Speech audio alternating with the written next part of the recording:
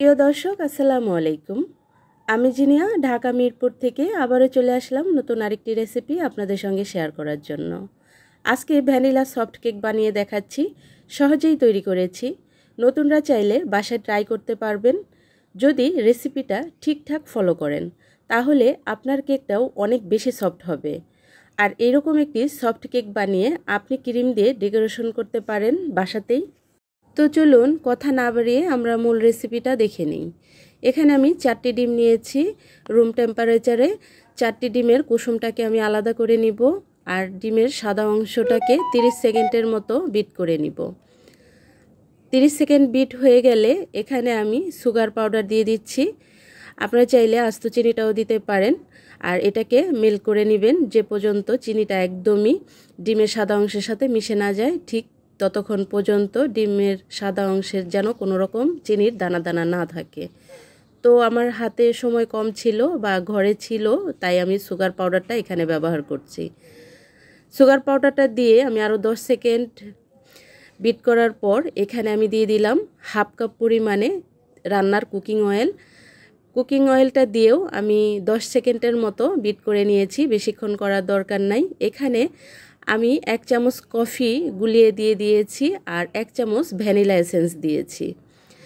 তারপর ওটা মিক্সড করে আমি এখানে ডিমের যে কুসুমটা আমরা আগে থেকে আলাদা করে রেখেছিলাম সেই ডিমের কুসুম চারটা এখানে দিয়ে দিলাম। দিয়ে আমি 5 সেকেন্ডের মতো এটাকে বিট করে মিশিয়ে নিয়েছি। আর এখানে 1 কাপ ময়দা, এখানে 3 চা চামচ পরিমাণে গুঁড়া দুধ, আর দিয়ে দিচ্ছি বেকিং পাউডার হাফ চা চামচ পরিমাণে, আর বেকিং সোডা দিয়ে দিচ্ছি 1/3 চা চামচ পরিমাণে, আর সামান্য একটু লবণ স্বাদটাকে ব্যালেন্স করার জন্য। আর এই উপকরণগুলো অবশ্যই 1-2 বার চেলে নেবেন। তো আমিও চেলে নিচ্ছি, তারপর আবার ফিরছি। তো এই যে এখন আমরা অল্প অল্প করে এই শুকনো উপকরণগুলো দিব আর একটা হ্যান্ড হুইসের মাধ্যমে এগুলো এক সাইড থেকে ঘুরিয়ে ঘুরিয়ে আমরা এই বেটারটাকে সফট একটা বেটার রেডি করব। এটা উল্টাপাল্টা যদি ঘুরাই তাহলে কিন্তু কেকটা সফট হবে না আর ভিতরে বাবলস হয়ে যাবে। তো এই যে আমার একটা পারফেক্ট বেটার হয়ে গেছে।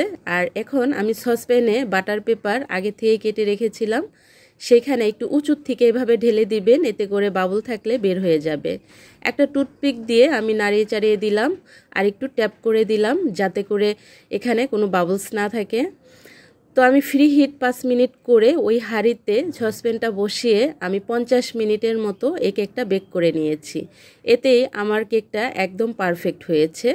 এই যে এটা বিস্তারিত দেখানোর কোনো প্রয়োজন ছিল না, এর জন্য দেখাইনি।